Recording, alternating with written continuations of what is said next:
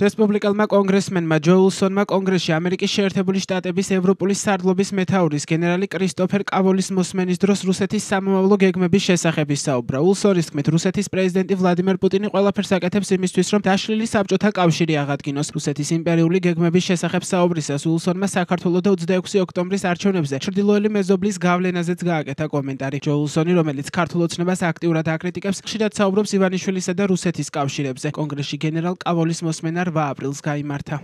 What we see, I believe, is war criminal Putin is რასაც ახლა ვხედავთ არის ის, რომ ომის დამნაშავე პუტინი ყველაფერს აკეთებს, რათა დაშლილი საბჭოთა კავშირი აღადგინოს. მან არ გამოიყვანა რუსული ჯარები დნესტრისპირეთიდან ან მოლდოვიდან. ისინი უნდა გამოსულიყვნენ, მაგრამ ეს არ გააკეთეს. შესაბამისად, ახლა მოლდოვის ნაწილი ოკუპირებული აქვთ. დამატებით, ჩვენ ვიცით, რომ მათ ბელარუსში არჩევნები გააყალბეს. შემდეგ რუსეთი საქართველოში შეიჭრა და სამხრეთ ოსეთისა და აფხაზეთის ანექსია მოახდინა. შემდეგ იყო უკრაინა, როდესაც 2014 და 2022 წლებში 10,000-ობით ადამიანი დაიღუპა. შემდეგ საქართველოში 26 ოქტომბრის ეროვნული არჩევნები გაყალბდა და იყო ძალისხმევა, რომ ჩამოეცილებინათ ძალიან მამაცი პრეზიდენტი სალომე ზურაბიშვილი და ისევ ჩვენ ხედავთ, რომ ახლახან დიდი ძალისხმევა ჩადეს რუმინეთის არჩევნების გაყალბებაში, თუმცა საბედნიეროდ ეს ძალისხმევა წარმატებული არ აღმოჩნდა.